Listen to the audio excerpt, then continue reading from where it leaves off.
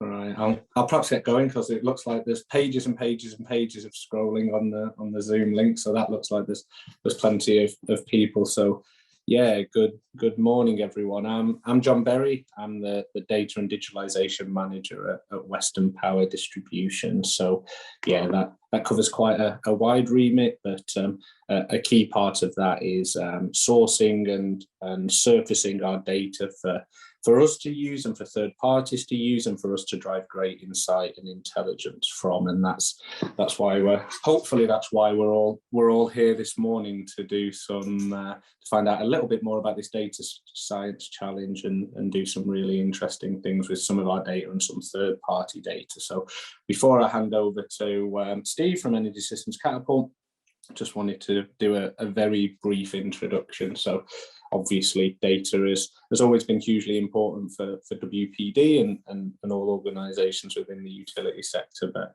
it's without going into any great detail, it's fairly obvious that that's going to become even more important for us on our data and digitalisation journey to make sure we're doing the right things at the right time for ourselves and for our customers and our stakeholders. And if people aren't aware, we had a great initial project around data, presumed open data, through an Ofgem funding mechanism, and we did lots of really good and interesting stuff from that. And the real highlight of that for me and for my colleagues internally was a data science challenge where we had over 40 or so teams and groups look to drive some insight from some of our data along with some other third-party data set as well.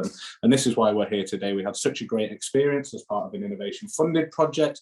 We took that on and thought it's definitely something we should continue into our program as we drive forwards with our BAU activity, which is still innovative, but funded by ourselves rather than an innovation funding project. So yeah, why are we interested in data science challenges specifically? So yeah, for us, it's about becoming a hugely more data-centric business and using data as an input to make decisions, where historically perhaps we've really focused on using data to capture what we have done rather inform what we need to do, and really understanding how both we increase the granularity of information and data that we get, but also how do we drive that greater insight and value from the data that we already have available to us. And a huge part of it is about not just us working in silos to try and do what we can, and we certainly appreciate we aren't the custodians of all the great ideas of what to do with our data and to drive insight, and that's why we're really hoping this is going to drive a real good data focused community that we can keep a enduring sort of collaboration and partnership with. And this data science challenge specifically, I'll leave Steve to go into the detail, but yeah, how do we really drive increased insight from our data and granularity that would otherwise need, potentially expensive and time-consuming monitoring functionality. So we can really drive some tangible value, hopefully, by looking and saying what great things can we do with our data and overlaid with other data sets to drive that level of granularity and insight that would otherwise have to put physical infrastructure in. And I think that's the big thing for me, is the data first option. How do we look to drive value from our data and then look for where we've exhausted those opportunities to look for another solution? And that's really, really the key for me, is what's the art of the possible. And I think there's no better way than a collaborative and community of data scientists, either hugely proficient data scientists or people that are studying, or people who just think that sounds really interesting, I'd like to give it a go. So one of the other things for us is, it's not doesn't have to be a community of hugely technical experts. We're looking for a community certainly that has an element of those, but people who really want to find out more about data and its value in the energy sector and maybe come along this journey with us and drive that value and insight. So yeah, I'm absolutely convinced that's what we've got here, and we've got a great turnout, and I'm super excited to see what some of you guys can do with these data sets and really take us forwards to using data to deliver ours and everybody else's net zero commitment. So that's probably enough from me in terms of setting the scene, and I'll hand over to Steve now and give you an overview of the challenge itself. Thank you very much, John. So Yeah, so I'm just going to share my screen. So it'll be quite a lot of information going out on here. So, you know, but I'll be swift about a lot of it. So let me just share this. So just a bit of housekeeping to start with. I gather you probably can see that slide, so I'll put the other one on. If you see the presenter view, let me know. But yeah, housekeeping quick. I think we've maybe turned off all the cameras and microphones anyway. But if you have yours on, just please keep them off for now while we present. And just so everyone knows, we're recording this, so you know, just so you know, and we'll be sharing this later. So if you're not interested in being videoed, then obviously, you know, just understand that it is being recorded. We'll be sharing this on our YouTube channel later, and then we'll be sending it around on the LinkedIn page, and we'll probably send it to everyone who registered as well. And if you have any questions, please put it in the chat. I've got a few colleagues and John as well, and Liam from WPD will be answering any questions that you may have. And if there's any left at the end, I can sweep them up and discuss those. So first, I just want to mention Chris and Sam, who are data scientists and practice manager for the data science team, respectively, done a brilliant job of putting a load of this stuff together, getting the data ready, putting the platform together. And obviously, big thanks to Liam McSweeney and John Berry at WPD for sharing their data with us and their expertise and other information. Okay, so just quick context to what we're going to do today. I'm going to talk about why we're doing the challenge, although John has already sort of highlighted how important and interesting it is to do these challenges. I'll discuss the previous challenge. If you weren't involved in that, I'll just say what sort of the outcomes were of that and sort of the value we got from doing that, and then dive into the challenge itself.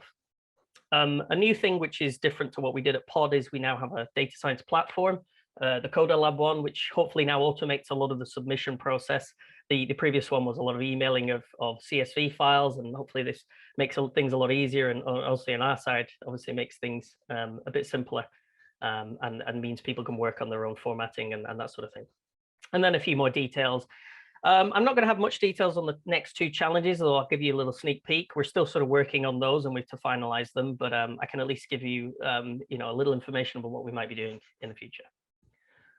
I'm just mentioning the catapult here quickly, just because of, you know, why we're doing this and why we're really interested in this. You know, one of our main core concepts as a catapult is to support stakeholders across the sector. That means academia, industry, and government, to sort of bridge that gap. And we really feel like a competition is a brilliant way to sort of bridge the gap between the academia and industry, of course, but also within industry, you know, demonstrate, you know, methodologies and how, you know, what can be achieved when sharing things like data. So if you're interested in the catapult or anything, then, you know, obviously get in contact with us. But, you know, the point is, you know, this is a really interesting thing for us. Okay, so welcome. It's great to see so many people involved and so many people registered. You know, as John mentioned, you know, this came out of the Presumed Open Data project, where we ran a successful data science challenge, and it really demonstrated, you know, the value you can get from making data open. You know, I put on the right there is 2 papers that came out of it. Actually, I would have put 3, but one just got published this week actually. So we now have 3 journals which have 3 papers which have been created from this. So hopefully we've added a little bit to the research community there as well, but it shows, you know, the information there is there and it's ready to be assimilated really, you know, and hopefully, you know, it makes just a little bit of value to research as well as the industry. So a few things about the challenge. You know, the aims of these challenges, obviously, again, as we said, to make value from making those unique data sets available.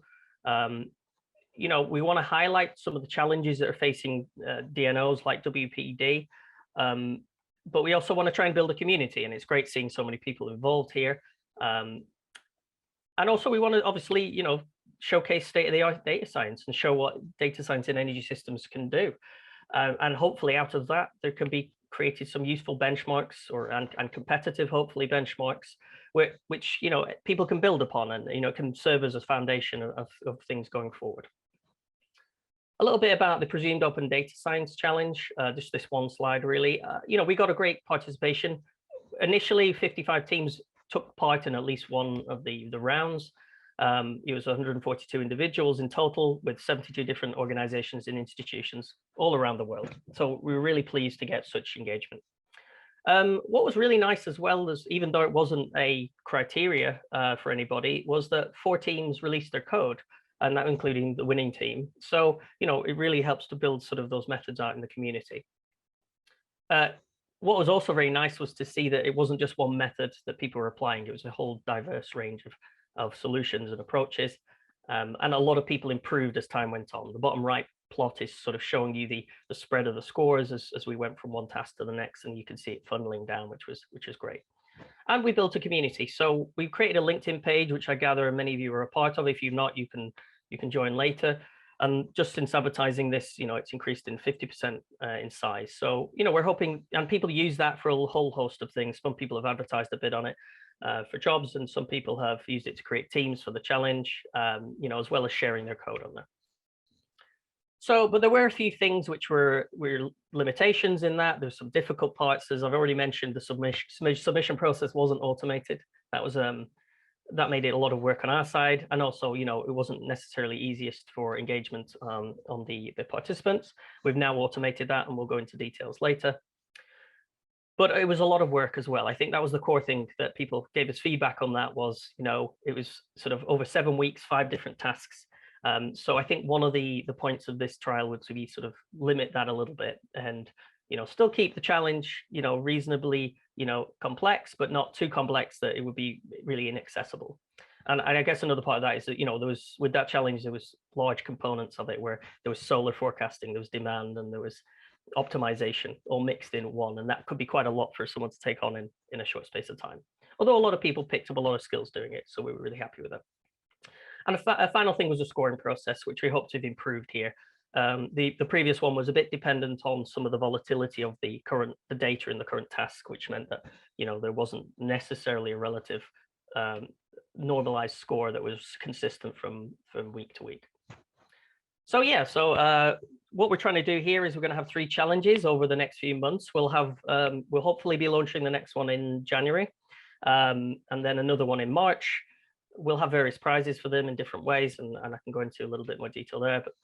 But the point is they'll be relatively short compared to Pod Challenge, and they won't require as many tasks. So typically we'll have about 3 or 4 weeks for each challenge, where there'll be a 2-week validation period to test things out, and then submit for a final phase, which lasts about 2 weeks as well. As I say, they're slightly simplified compared to Pod, but they're all related problems, and they're adjacent to real problems that are happening with all DNOs, and their interest to WPD. And we've automated the process, and we're really aiming to release new data with each challenge. The value comes from having that data out there, and new things can be done, and hopefully that helps to build the models out there, and the data analysis and the learning. I should say now there's no obligation to do all challenges. It'd be great if you could. Each challenge will be sort of its own mini thing, but of course each one will be slightly different. And if you don't have time, then obviously we understand that. But it'd be great if you could involve in all of them.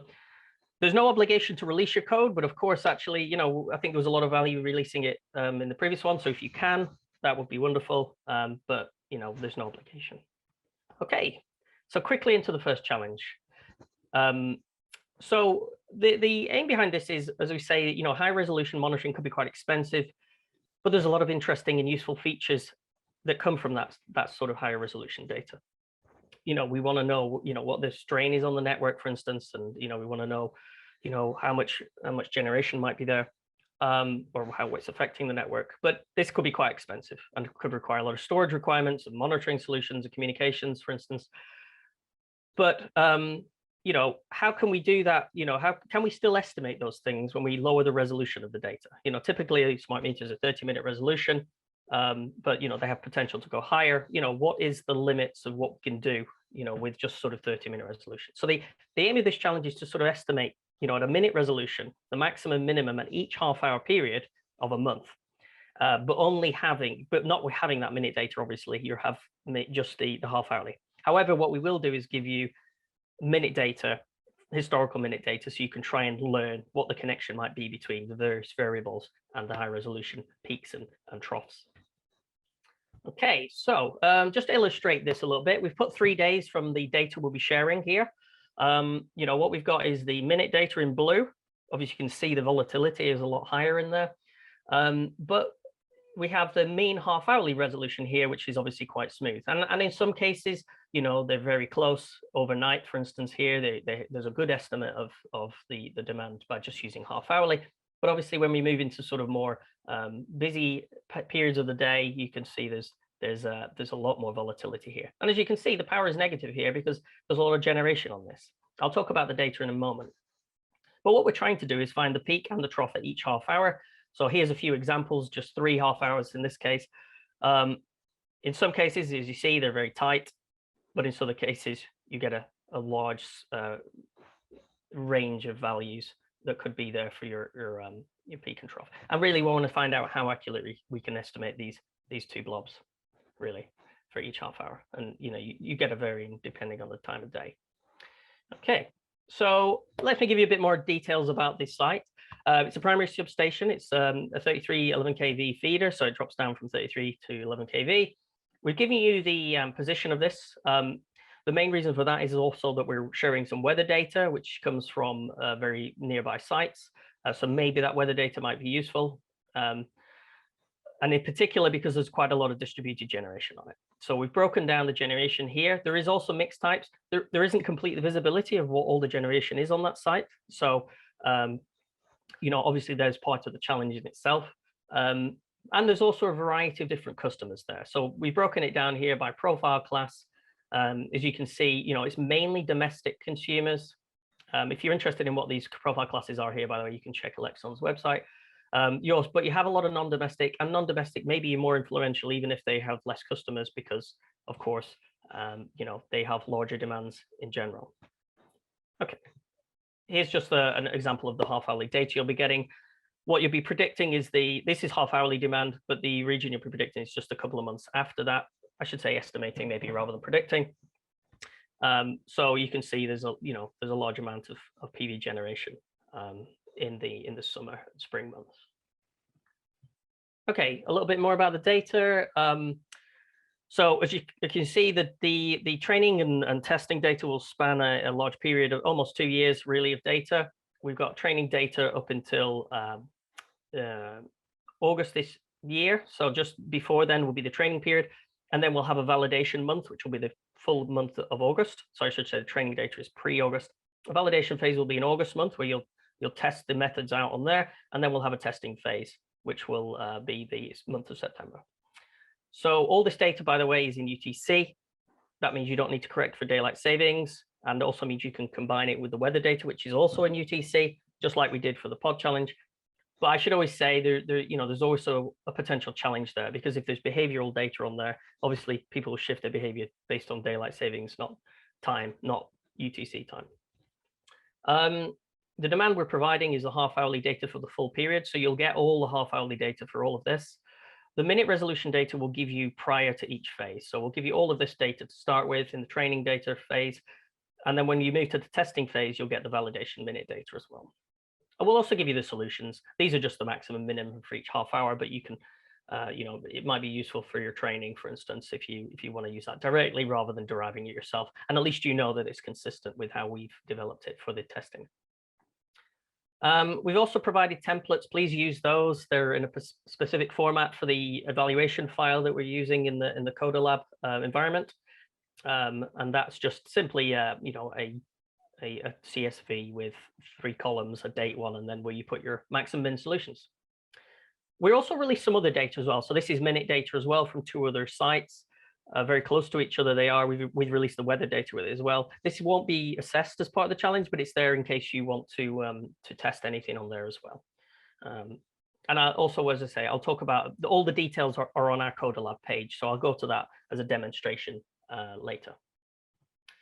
Weather data, as I mentioned, this was used extensively in the pod challenge because it was very important to the solar generation and the demand, the substation demand.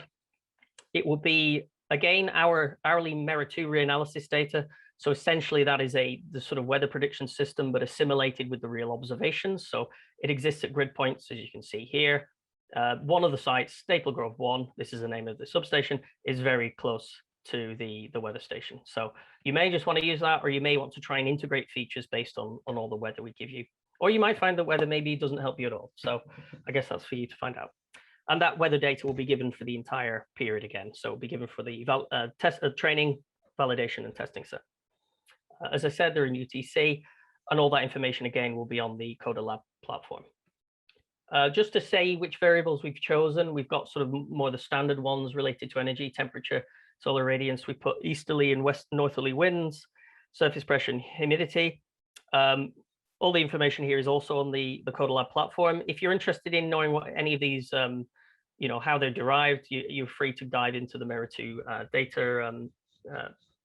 data documents, which will tell you what they are. I've just given the details in case you wanted to look them up. And I should say some of them are instantaneous, like temperature. The rest are sort of averaged values over the period you're looking at. And here's just an example of from one site, the Staple Grove 1 site. So as you'd expect, you know, temperature follows the usual annual cycle. Specific humidity is very similar as well. And then radiance, solar radiance, as you'd expect as well, is highest during the summer periods. We also got pressure there, which obviously is a little bit more random, or it has a lot more volatility. But you might find that, you know, any of the data sets might be useful for your models you create. Okay, so that's sort of the overview of the data. But I wanted to then dive into the specifics, just so it's well defined. There's only a few. If you understand it already, then don't worry about these. But you know, the slides will be available later if you want to dive into this. As I said, we've got half-hourly demand data. We've got half-hourly demand data and hourly weather data over several months.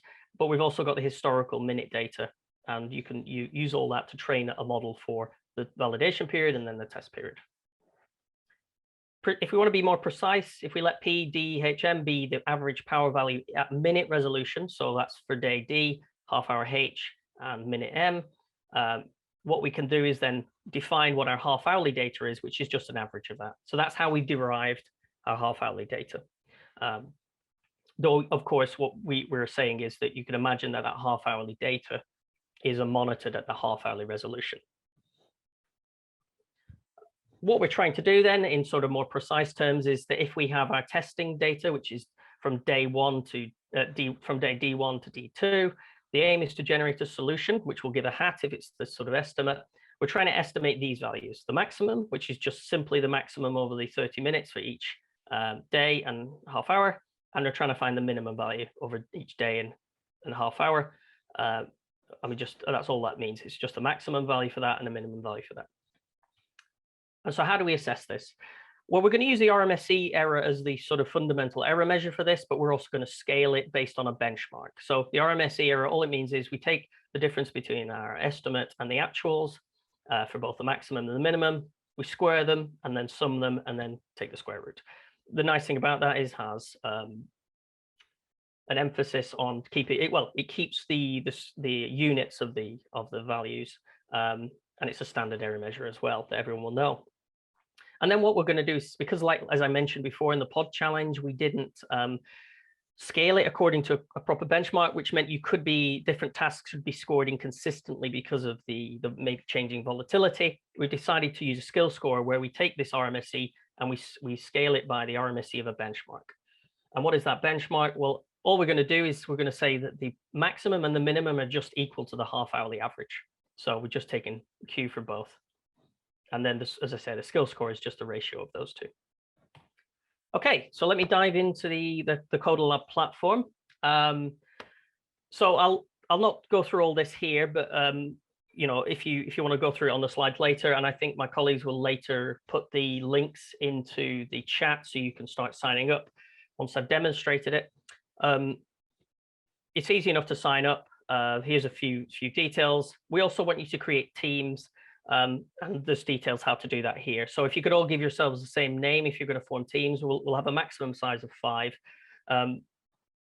You've got to have that team finalized by the end of the validation phase as well, I would say. Otherwise, you have to do that. Otherwise, you know, we can't form teams during the testing phase. I should say as well, anybody's allowed to submit a solution during the validation phase, but when we get to the testing phase, only one member of your team should submit there, because you're only allowed a maximum of 6 submissions during the test phase. The reason for that is so that people can't just score quite highly through trial and error or sort of brute forcing it. There's a lot of information. If you have problems with the platform itself, I'd say the first place to go is the wiki page. There's loads of information on there. But if you're struggling, then contact us and we'll try and help you.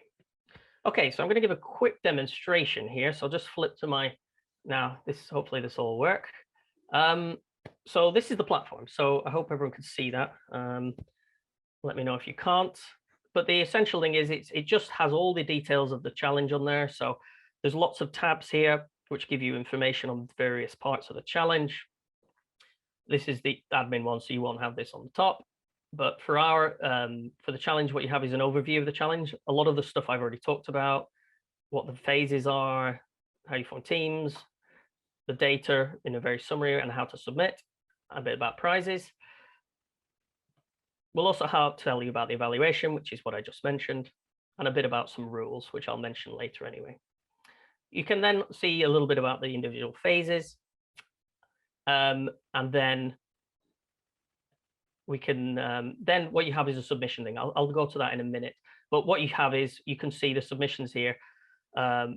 These are just our submissions. We'll have a skill score of 1 here when you start the challenge, because that's just going to be the benchmark. So that'll be the benchmark score divided by the benchmark score, which is just be 1. But as you can see, there's lots of information you'll get on here. You'll get information on the total number of submissions and also the high score from all your submissions. Yeah, so let me quickly go through how you submit on here. It's very simple. You click on the submit. Here's the one I prepared earlier. So here's just an example.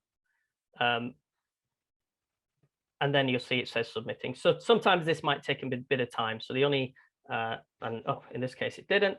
It's submitted there. So in fact, because this is identical to that one as well, you'll see the result will not change because it was the original, same as the score before. Okay, so it's very simple to do, and we're happy to help out anyway if there's anyone gets stuck.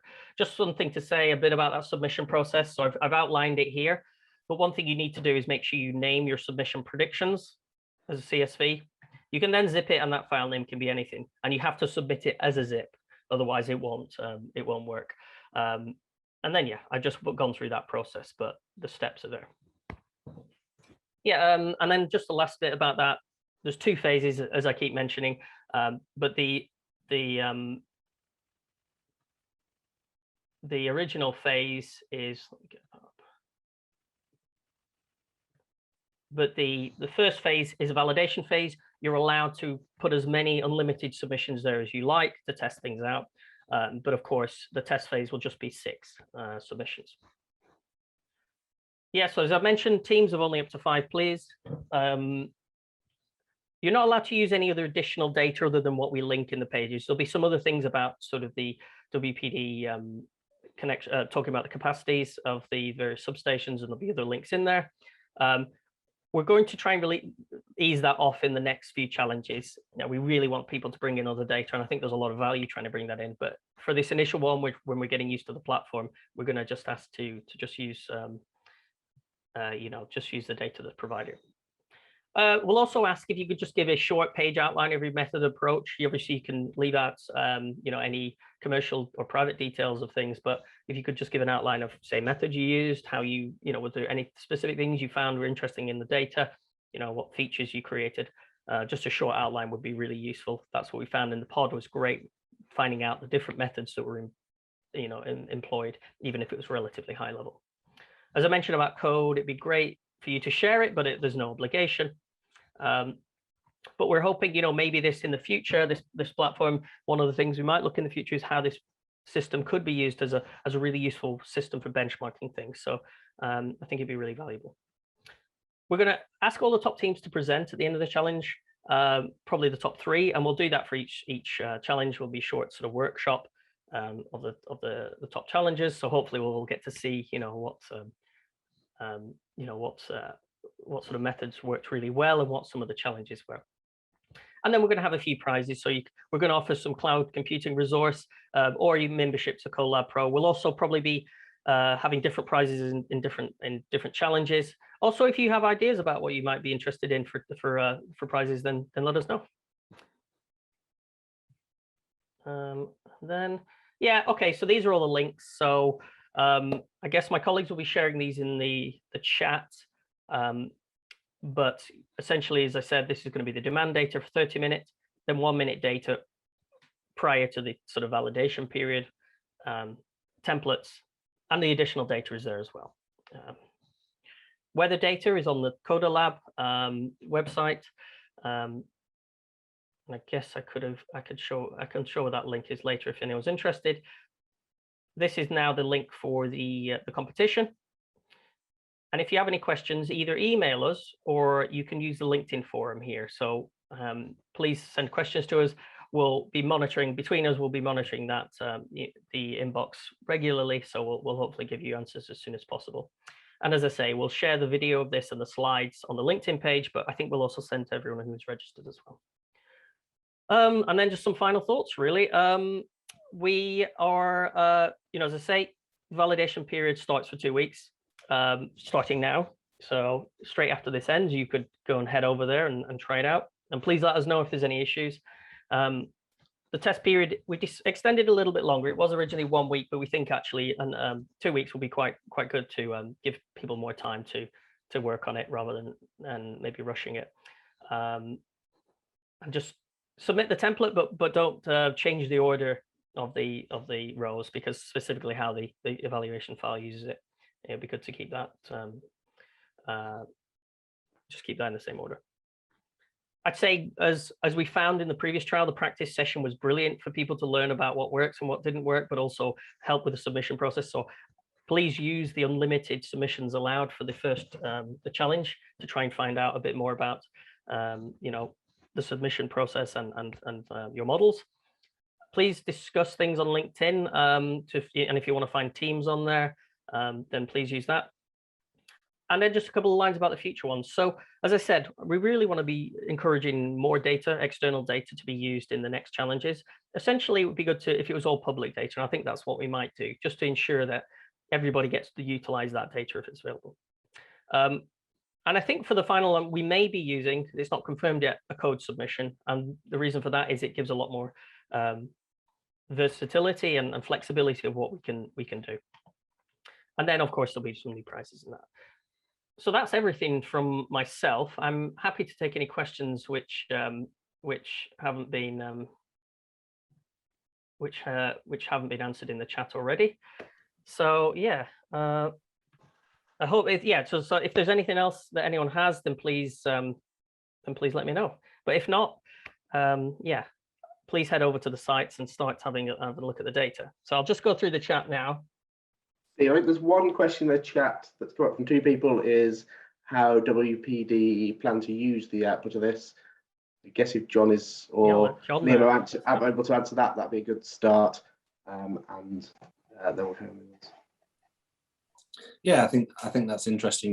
This is a real world challenge for us. We're doing work around how we drive more granular insight from less granular information. So yeah, I guess it all depends really on the quality and of the output. This is a very specific and narrow example to facilitate the timescales. So dependent on the results, would certainly be interested in discussing with the people who've done the best submissions, and then it's definitely got scope for looking to widen out how we get a more statistically relevant example.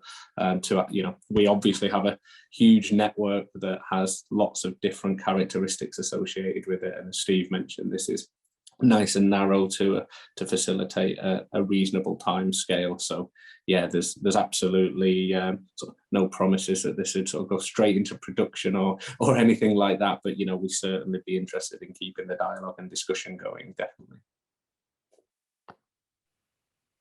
Brilliant. Do you publish the validation? Yeah, we'll publish everything at the end of the, so yeah, for the test period, we'll publish the minute resolution data as well. Yeah, so we plan to have, so you can find out exactly what was the solutions. The prizes, rewards, yeah, I've as I mentioned, there's sort of the AWS, it could be another cloud service provider that you'd like to have data for, or you could choose CodaLab subscriptions for the team. And the challenge starts today. Yes, so that's MVSS Chandra. Yep. So that will be so you can now start cracking on with the challenge as soon as today. This January 2022 one will be the second challenge. So we'll have a launch event shortly into the new year for the second challenge.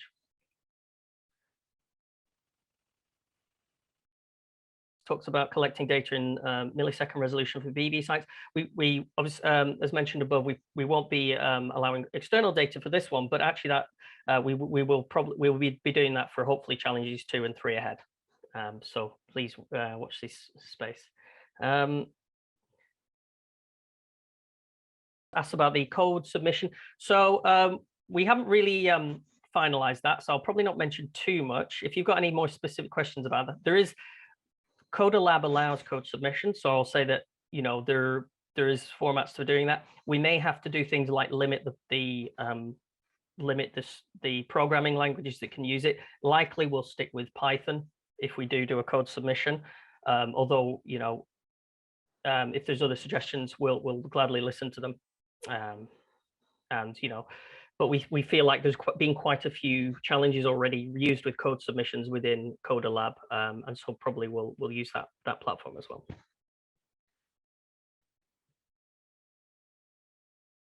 Asks what level of data science skills is required for the challenge. I would say, you know, the challenge hopefully is understandable to everyone, and I hope that means, you know, whatever your level of skill, then it'd be great to have your participation, because, you know, we don't really know what will necessarily give the best outcome on this. So it'd be great to have the diverse, you know, range of thinking and different solutions, different ways of thinking. As we found with the pod challenge, you know, it wasn't necessarily the very powerful deep learning methods that were the best. You know, sometimes simple methods work better than others. So there's no way, you know, we can say that you're going to need a huge amount of, you know, machine learning experience to necessarily do well. But of course, that can help. Forming teams, yeah. So I'll send out the details later.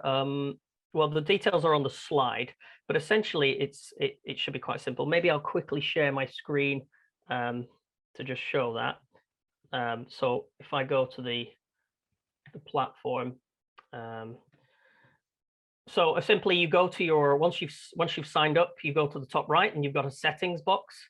You click on the settings and there should be a space for team names on there. So I'm not sure what information's on this, so I won't click on it, but essentially just go up there, click on settings, and you'll have an option for team names. In the box. Give your team name and make sure everyone uses exactly the same team name, and so we'll essentially know that you're in particular teams. There is automated ways of doing it, but it's not supported anymore by CodaLab, so we're just doing it in this simple way, really. So what you'll see is, for instance, when you upload your score, you'll see a team name. So we don't mind in the validation phase everybody using you know, people from the same team giving submissions, but when we get to the second phase, you know, we'll want only one name for a team name in there. So I hope that answers that.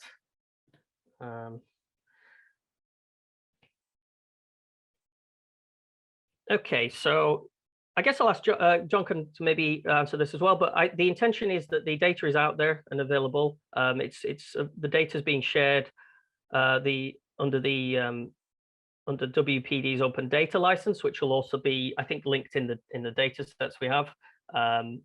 And I guess I'll let John talk about anything else, IP ownership. Yeah, I think for us, as Steve says, yeah, our data has been made available as completely open. You know, you can the lawyers are sort of moan, but yeah, you can do what you want with it as long as I think it's not intentionally make anyone look bad, that, you know, that isn't true and transparent. And yeah, I think, you know, that'd be the same sort of reciprocal if people were willing to upload their code. That'd be done in an open environment, right, Steve? I think that's perhaps the angle of the question as well, is the sort of IP of the learning, and would look to sort of either not submit the code if you were concerned about that, or if it was submitted, it'd be open, I think, right, Steve? Yeah, so I mean, we'll have a look into the privacy as well with we'd like everyone to submit to the code submission one would be able to share their code, but I think we'll look into those who would like to participate without maybe sharing that. But I think the intention would be for everyone to do it, but it's not obligatory. And of course, yeah, for this challenge, there's no reason to share your code, but of course, we'd love you to share your your information if you can. Just it's extra learning, really. If you don't have a team, then what we did last time, a lot of people made teams by going to the LinkedIn site. So I believe it's up further up the chat is the LinkedIn page. So join on that, advertise on there. As long as the team is only up to 5 players, participants, then that's fine. There will be a recording of this kickoff session as well, and I will send that around. And so we'll also email to everyone who's registered. So yeah, Dave Phillips used that last time, and they found a team that way. So yeah, so I think that's everything there then. Any last questions? But it looks like we've got a brilliant turnout today. So yeah, I hope to see a lot of you doing the challenge then. So unless there's anything else, feel free as well to email us. If you have any questions that haven't been covered here, and we'll be happy to answer them.